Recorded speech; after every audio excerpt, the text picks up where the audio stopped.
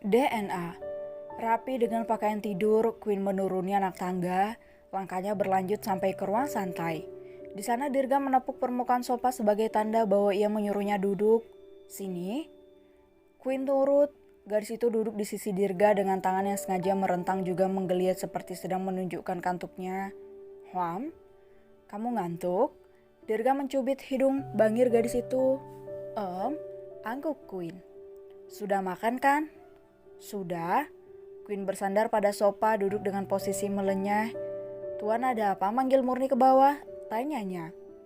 Kamu tahu kan Russell tidak ada, di saat begini biasanya dia yang menemaniku ngobrol. Tapi sekarang Russell cuti, jadi sekarang kamu dengarkan saja, aku mau cerita, kata Dirga. Curhat? Tanya Queen. Apapun itu namanya anggap saja begitu, sela Dirga. Baiklah cerita saja, Murni dengerin kok. Curhat, mana mata sudah ngantuk berat, mungkin sisa 0,5 watt lagi. Tapi bagaimanapun saat ini Dirga majikannya, Queen menurut saja pada akhirnya. Aku melamar dia. Dirga mengawali obrolan keresahan dan Queen menatap Dirga dari samping. Siapa? Kekasihku. Lalu, dia sudah punya kekasih. Terus, cemen kali sekali rupanya tuan muda tampan ini. Masanya karena sudah memiliki kekasih Dirga menyerah. Mungkin itu yang membuat aku tidak lagi respek padanya, sela Dirga. Semudah itu, Dirga menggeleng, entahlah dia berbeda dari yang aku kenal dahulu. Dahulu memangnya tuan muda sudah berapa lama menyukainya? Tanyanya. 6 tahun kira-kira, jawab Dirga. Oh ya? Dirga mengangguk mengiyakan. Semua ini berawal dari pertemuan tidak sengaja kami di Paris 6 tahun lalu. Dari situ aku mulai menyukai kelucuannya. Awalnya aku hanya menganggap dia anak kecil, tak ada yang spesial. Aku menyukainya seperti om-om yang menyayangi anak kecil. Jelas Dirga. Kami berpisah setelah dia pulang ke Indonesia. Semenjak itu kami tak pernah lagi bertemu. Lalu 3 tahun kemudian aku ikuti semua beritanya lewat sosial media. Karena dia seorang artis terkenal. Kamu tahu Murni, dari situ aku mulai menyukainya. Dalam waktu beberapa tahun saja dia sudah menjelma menjadi gadis cantik yang aku inginkan. Tahun lalu aku melamarnya dan baru tahun ini kami dipertemukan. Anehnya dia sudah tidak lagi memiliki sesuatu yang menarik perhatianku. Menurutmu aku harus bagaimana menyikapi Queenku? Pluk, kepalaku yang terjatuh begitu saja pada pundak nyaman Dirga. Hais, Dirga menggertak gigi geram, dia cerita panjang lebar lalu berakhir diacuhkan.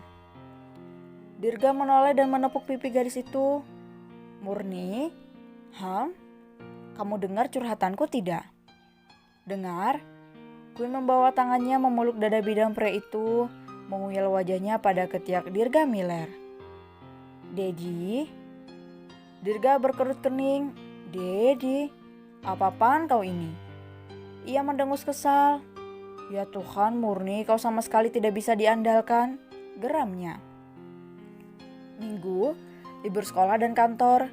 Di Istana Raka, pada sofa halaman belakang, Raja duduk bersila menghadap meja didampingi oleh Kristal yang duduk di sofa. Minggu depan ada Olimpiade Fisika, maka kali ini Kristal memberikan putranya bekal untuk bertanding. Coba Raja baca dan hafalin rumus secepatnya. Mami kasih waktu 5 menit, kata Kristal. Raja menerima lembaran rumus yang Kristal temukan sendiri.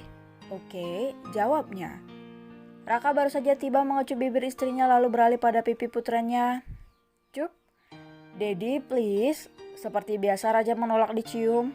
Kristal terkekeh. Jangan kiss putramu lagi Dedi. Why? Raja sudah punya Dedi lagi selain Raka Rain, sela Raka. Raja sudah gede, malu, sanggah Raja. Apa dicium Dedi memalukan? Protes Raka menuding. Bukan begitu, tampik Raja. Om, Tante. Pandangan Raka beralih pada gadis cantik bertubuh sintal yang berjalan mendekat membawa setumpuk kotak makanan. Oh, Dedi tahu deh sekarang alasan Raja nggak mau Dedi cium. Sudah ada cewek yang dekatin. Goda Raka. Hais. Raja menaikkan ujung bibirnya. Kristal tersenyum. Kimi sangat cantik, pujinya pada gadis itu. Hai Om, hai Tante. Kimi memberhentikan langkahnya tepat di depan sofa putih. Hai sayang. Kristal dan Raka bersamaan menyapa balik sementara Raja diam, mendingin seperti biasanya. Gadis gemuk itu selalu saja datang ke rumah ini setiap saat seperti tidak ada kerjaan lain. Setidaknya itu penilaian Raja Kriska Rain. Om, Tante, Kimi masak sendiri loh tadi, cobain. Kimi menyodorkan satu kotak makanan pada Kristal. Wah, makasih sayang. Belai gadis itu lembut, yang ini khusus buat Raja. Kimi meletakkan satu kotak lagi untuk teman tampannya. Kimi anak tetangga sebelah yang selama ini ikut berkontribusi menghiasi istana Raka. Aham. Raka berdaham mengerling pada putranya lalu berbisik. Dedi, tinggal awas anak orang jangan dicium sembarangan. Dedi, Raja menegur. Raka tergelak renyah begitu pula dengan Kristal. Kimi, kamu temani Raja ya, Om sama Tante mau ada urusan penting, kata Raka pada Kimi. Oke deh. Kimi duduk di sisi Raja, seperti biasa dia hanya duduk karena otaknya tidak sampai menelaah rumus yang Raja pelajari. Ada apa memangnya? Kristal berkerut kening menatap suaminya. Ada yang mau Dedi bicarakan berdua saja, sambung Raka. Tentang? Queen sayang, Queen kita. Queen? Ulang Kristal memastikan. Sekarang kita ke kamar saja, ajak Raka dan Kristal mengangguk. Raka bangkit dari duduk, diikuti istrinya. Mereka berjalan beriringan menuju kamar di lantai 2 menggunakan lift. Tiba di kamar Raka, menutup pintu lalu Kristal duduk di sisi ranjang menunggu suaminya menyusul untuk duduk. Kenapa dengan Queen? Kristal meraih tangan suaminya cemas. Sejenak Raka menghela napas, ternyata dugaanmu benar sayang. Queen kita lari dari perjodohan. Dia menawarkan kemewahan ini untuk gadis polos yang sekarang berada di dalam kamar putri kita. Beberapa hari lalu, Raka tes DNA dan rambut rontokan murni tak cocok. Jelas gadis itu bukan Queen putrinya. Kristal ternganga. Benar begitukah? Meski curiga sedari awal, tetap saja Kristal tak percaya. Raka mengangguk. Ya, begitulah Queen kita, dia mirip denganmu yang hobi sekali lari dari kenyataan. Gak lucu Raka, sekarang jemput Queenku, bawa dia pulang, serga Kristal ketus. No. Geleng Raka, kita tunggu saja sampai Queen bosan dengan permainannya, usulnya. Kenapa begitu? Kristal menggeleng tak percaya. Karena hanya dengan cara itu dia akan belajar menghargai keputusanku. Tukas Raka. Kamu tega Raka, kamu lupa gimana kamu menginginkan Queen lahir, ha? Nanar Kristal. Tentu saja tidak, Bat ini pilihan Queen sendiri, sanggah Raka. Aku cemas. Tentu saja Dedi lebih cemas. Tapi Queen akan baik-baik saja, sepertinya dia masih menghubungi gadis yang sekarang di kamarnya. Jelasnya. Lalu siapa dia itu, ha? Kenapa mirip dengan Queen? Kristal lemas dibuatnya. Tidak semirip itu sayang, dia juga menyamar.